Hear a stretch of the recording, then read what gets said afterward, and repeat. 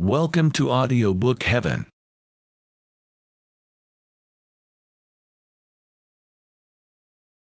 Section 22, Book the 22nd. Argument. Hector persists in remaining outside the walls, despite the entreaties of his father. He flies thrice round Troy, fights, and is slain by Achilles, who drags his body to the fleet at the wheels of his chariot. The lamentations of his wife and parents follow. Thus they indeed, driven by fright through the city like fawns, were refreshing themselves from sweat, and were drinking and allaying their thirst, leaning against the handsome battlements. But the Greeks were coming near the wall, resting their shields upon their shoulders. But Hector his destructive fate fettered to remain there, before Ilium and the Scaean gates, and Phoebus Apollo thus addressed the son of Peleus: "Why, O son of Peleus, dost thou pursue me, an immortal god, with swift feet, thyself being a mortal? Nor yet hast thou at all discovered that I am a god, but thou incessantly ragest. For certainly the labour of the Trojans is not now a care to thee, whom thou hast routed, and who are now enclosed within their city, while thou art turned aside hither. Neither canst thou slay me, since I am not mortal."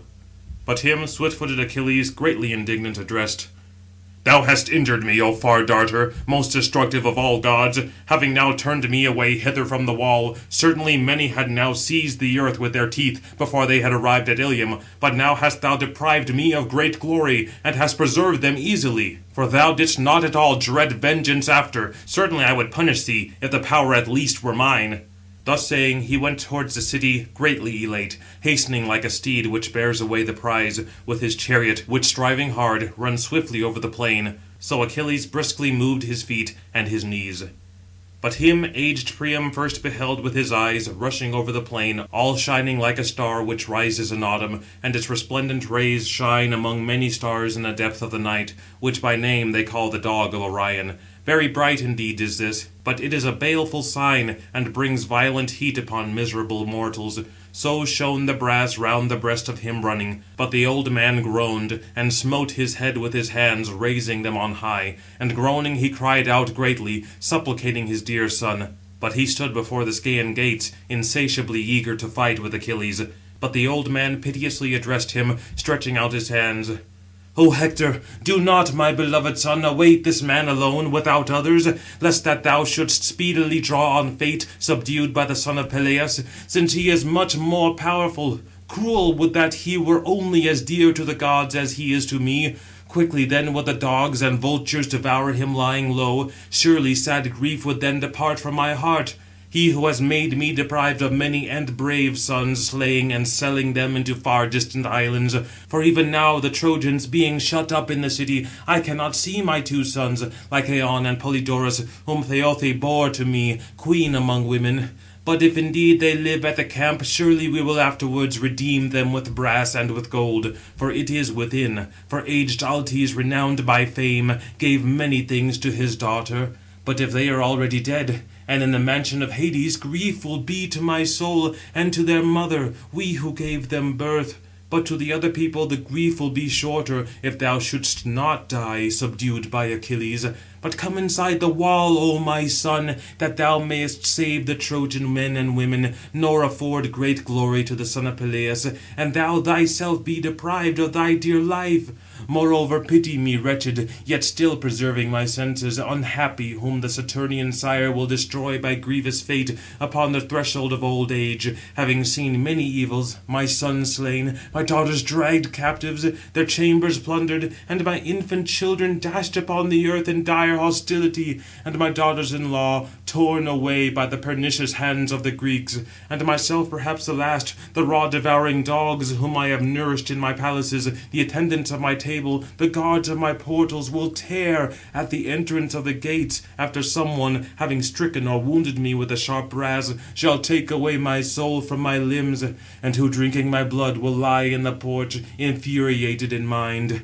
To a young man indeed, slain in battle, lacerated with a sharp brass, it is altogether becoming to lie, for all things are honourable to him dead, whatever may appear. But when dogs dishonour the grey head, the hoary beard, and privy members of an old man slain, that is indeed most pitiable among wretched mortals."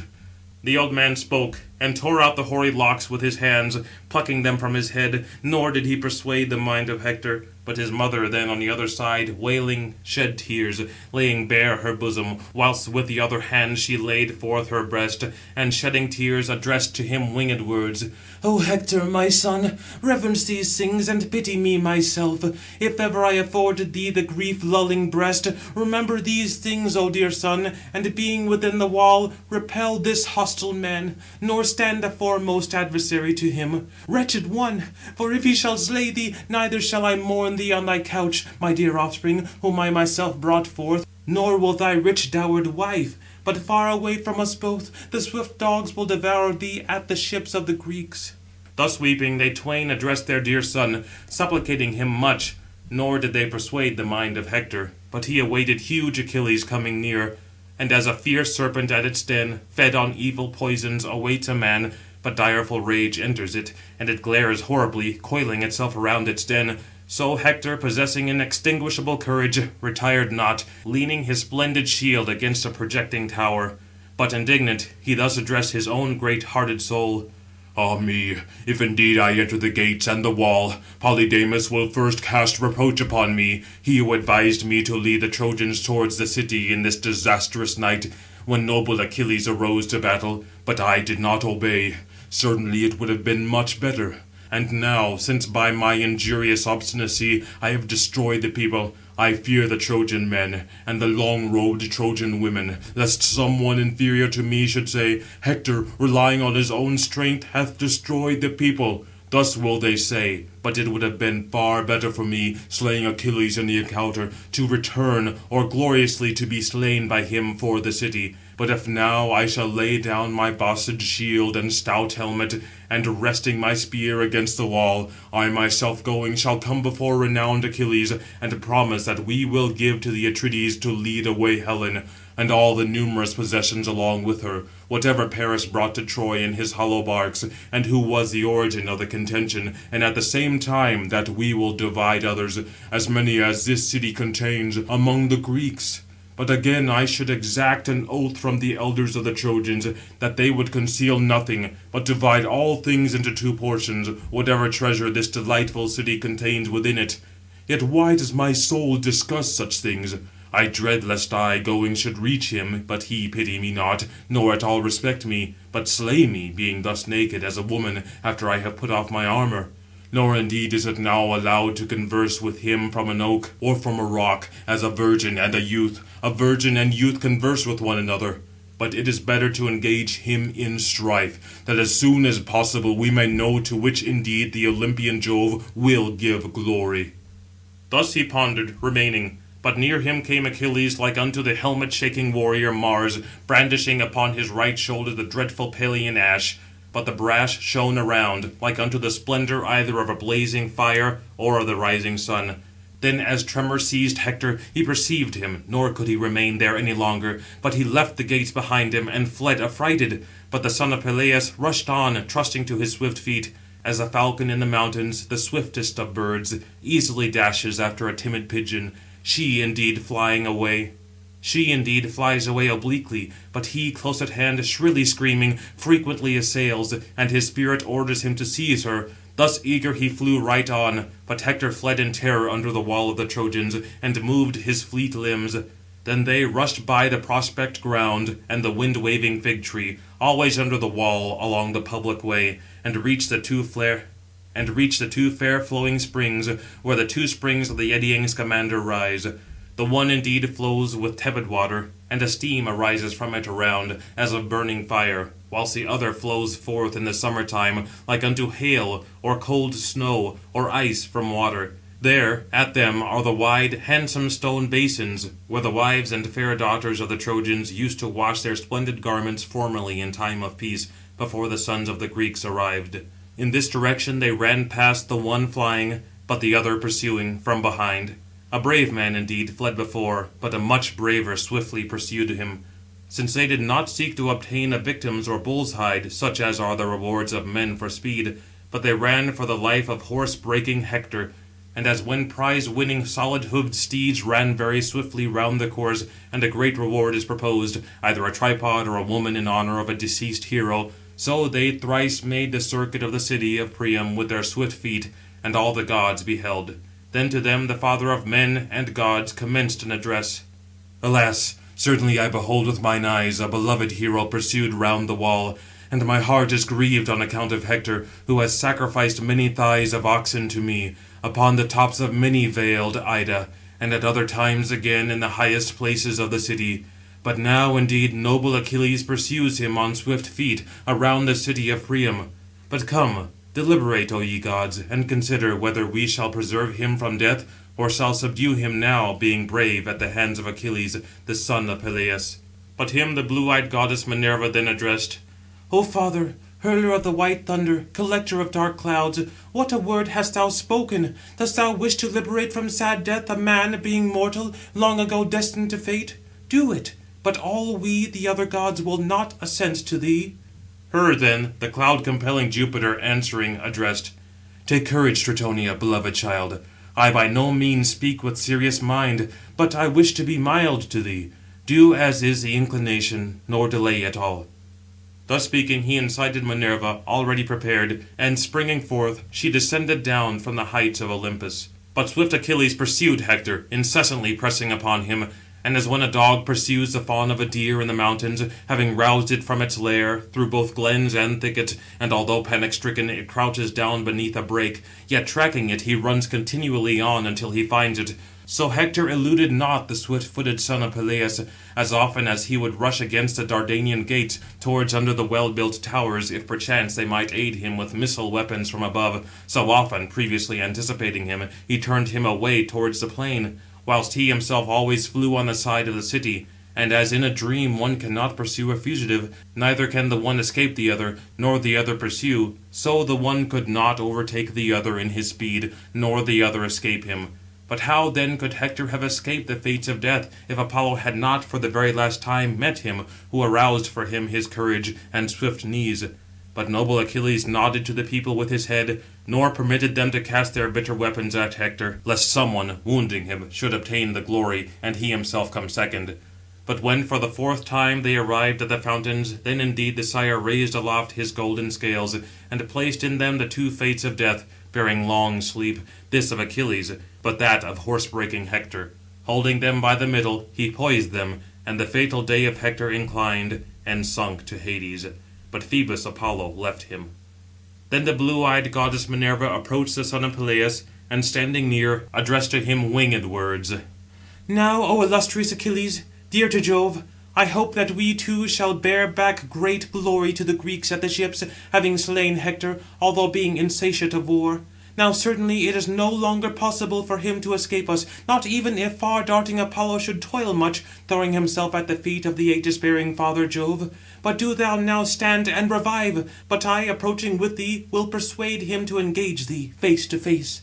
Thus spoke Minerva, but he obeyed, and rejoiced in his mind, and stood leaning upon his ashen, brass-pointed spear. But she then left him, and overtook noble Hector, likening herself to Deiphobus, unwearied in her body and voice. And standing near, she addressed to him winged words.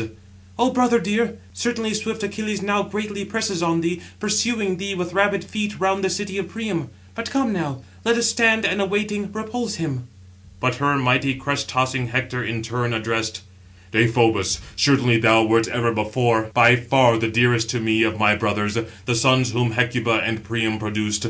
But now I think in my mind that I honour thee still more, since thou hast dared for my sake, when thou dost behold me with thine eyes, to come out of the city, while others remain within. But him the azure-eyed goddess Minerva in turn addressed. My brother dear, my father and venerable mother indeed greatly supplicated me, by turn embracing my knees and my companions around, to remain there, so much do all tremble with fear. But my mind within was harassed with sad grief. But now let us forthwith eagerly engage, nor let there any longer be a sparing of our spears, that we may know whether Achilles, having slain us both, shall bear our bloody spoils to the hollow barks, or be subdued by thy spear. Thus having spoken, Minerva also with deception led on. But when they were near, advancing towards each other, him mighty crest-tossing Hector first addressed. No longer, O son of Peleus, will I fly as thee before. Thrice have I fled round the great city of Priam, nor ever dared to await thee coming on. But now my mind urges me to stand against thee. Certainly I shall slay or be slain. But come, let us attest the gods, for they will be the best witnesses and observers of agreements. For neither will I cruelly insult thee, if indeed Jove shall give me the victory, and I take away thy life. But after I shall despoil thy beautiful armour, O Achilles, I will give back thy body to the Greeks, and so also do thou. But him swift-footed Achilles, sternly regarding, addressed, Talk not to me of covenants, O most cursed Hector, as there are not faithful leagues between lions and men, nor yet have wolves and lambs an according mind, but ever meditate evils against each other. So it is not possible for thee and me to contract a friendship, nor shall there at all be leagues between us. First shall one falling satiate the invincible warrior Mars with his blood, call to mind all thy valour. Now it is very necessary for thee to be born a spearman and a daring warrior, nor is there any longer any escape for thee, for Pallas Minerva at once subdues thee beneath my spear, and thou shalt now pay for all the accumulated sorrows of my companions, whom thou hast slain, raging with the spear. He spoke, and brandishing it, sent forth his long-shadowed spear, and illustrious Hector, seeing it opposite, avoided it.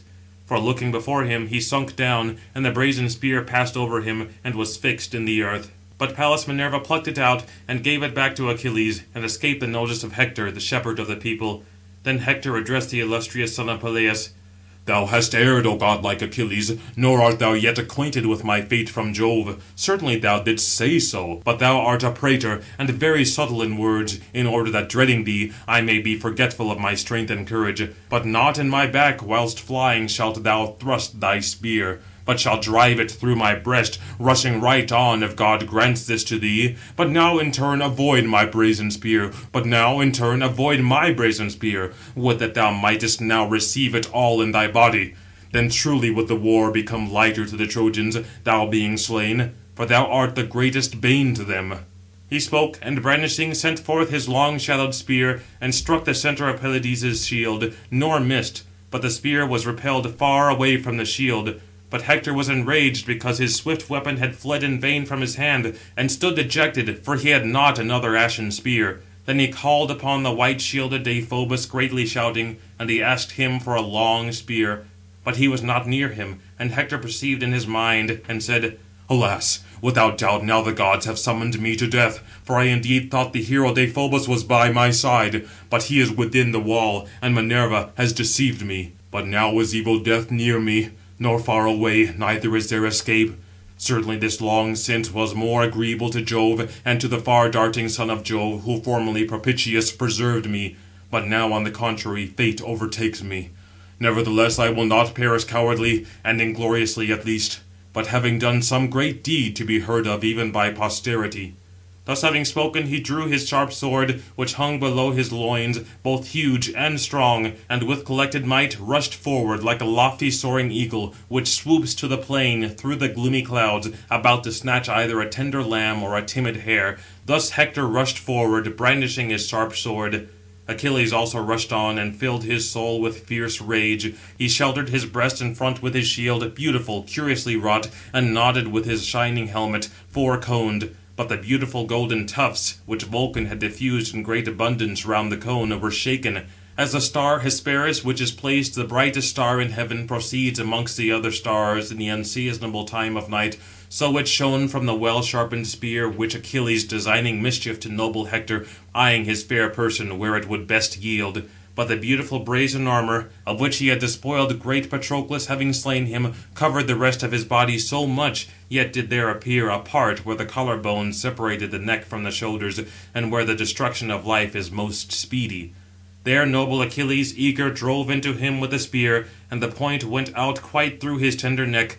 However, the ash, heavy with brass, did not cut away the windpipe, so that answering in words he could address him. But he fell in the dust, and noble Achilles vaunted over him. Hector, thou didst once suppose, when spoiling Patroclus, that thou be safe, nor dreaded me being absent. Fool, for I apart, a much braver avenger of him, was left behind at the hollow ships, I, whoever lacks thy knees.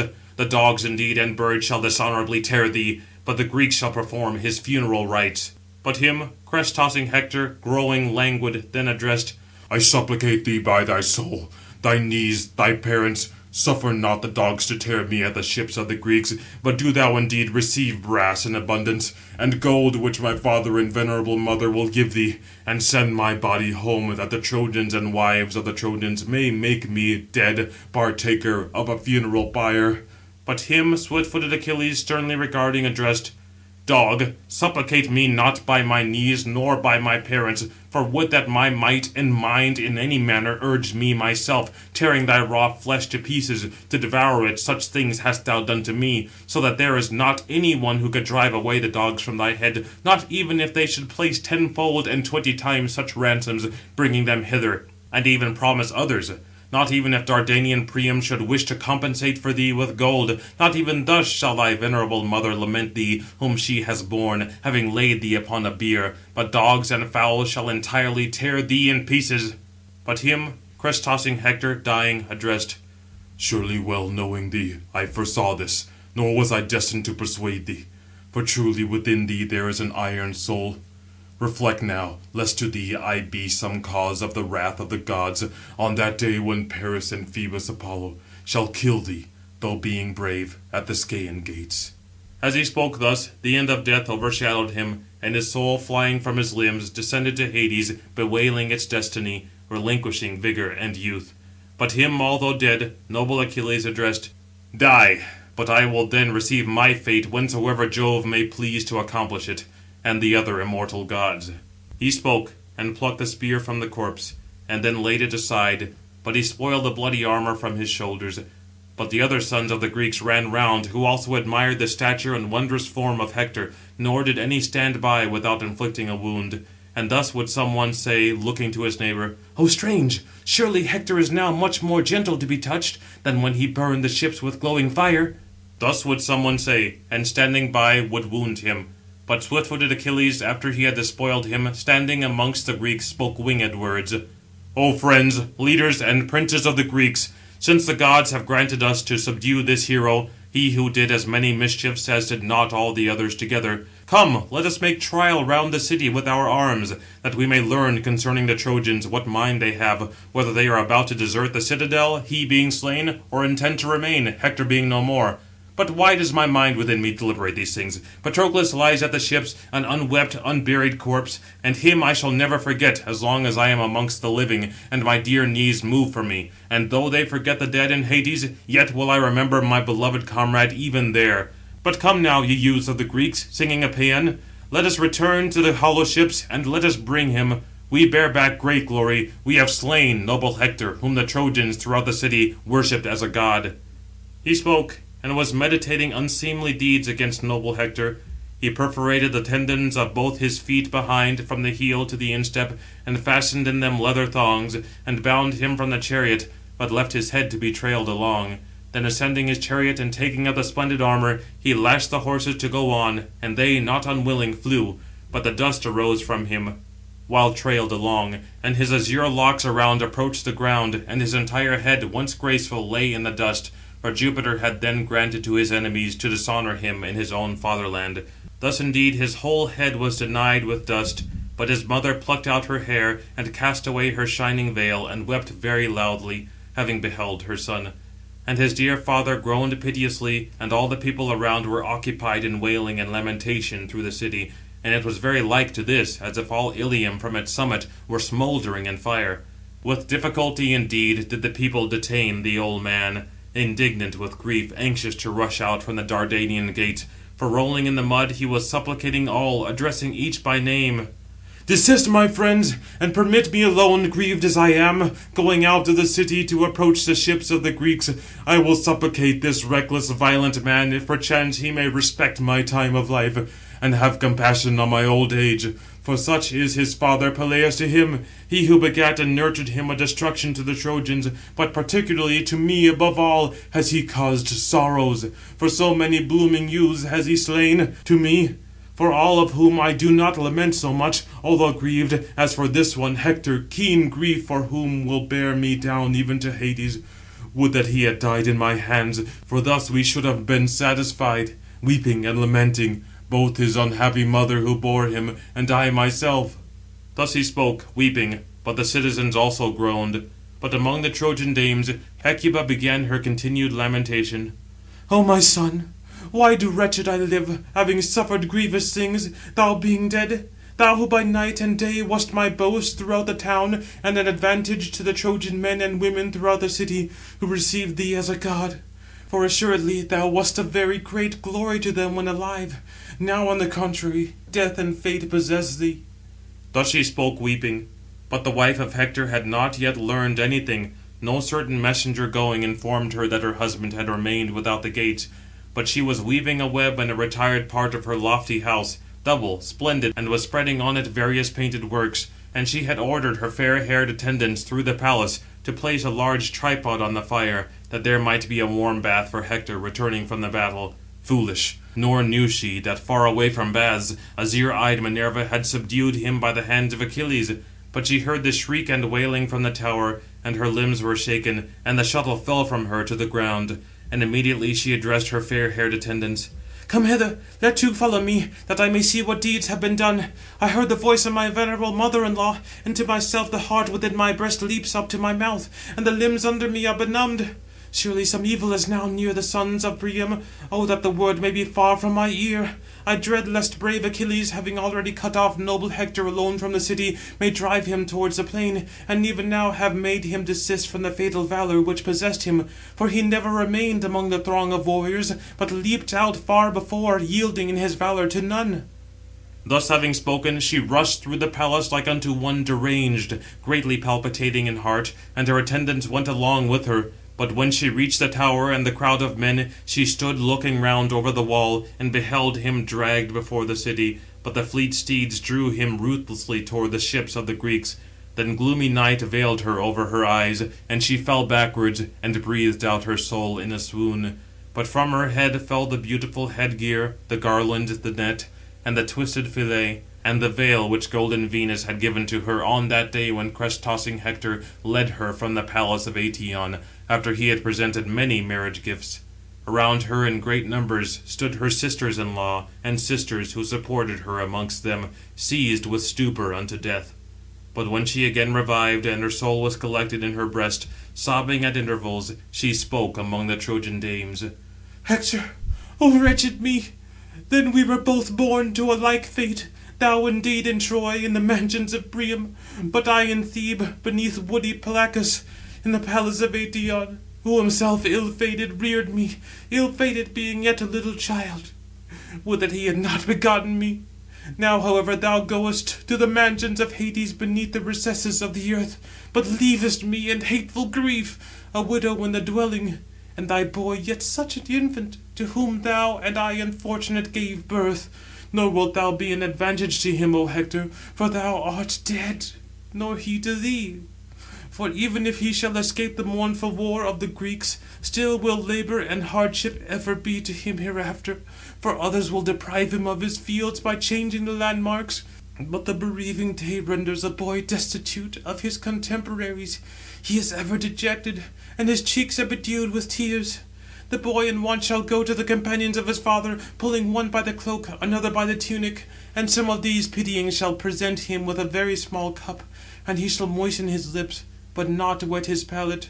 Him also some one, enjoying both parents, shall push away from the banquet, striking him with his hands, and reviling him with reproaches. A murrain on thee! Even thy father feasts not with us. Then shall the boy Astyanax return weeping to his widowed mother, he who formerly indeed upon the knees of his own father ate marrow alone, and the rich fat of sheep. But when sleep came upon him, and he ceased childishly crying, used to sleep on couches in the arms of a nurse, in a soft bed, full as to his heart with delicacies. But now indeed Astyanax, whom the Trojans call by surname, because thou alone didst defend their gates and lofty walls for them, shall suffer many things, missing his dear father. But now shall the crawling worms devour thee naked at the curved ships, far away from thy parents, after the dogs shall have satiated themselves. By thy robes, the fine and graceful, woven by the hands of women, lie in thy palaces. Truly all these things will I consume with burning fire, being of no use to me, for thou wilt not lie on them. But let them be a glory to thee before the Trojans and the Trojan dames." Thus she spoke weeping, and the females also mourned. End of Book the 22nd. Read by Stephen Carney.